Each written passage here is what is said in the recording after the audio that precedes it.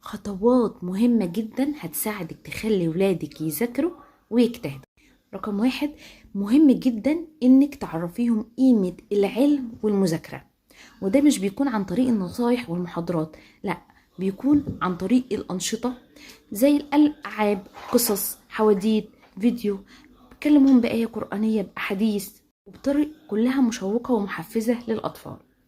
رقم 2، نشاط بتاع جدول التحفيز مهم جدا جدا، وبيساعدهم ان هم يتحفزوا ويذاكروا بحماس.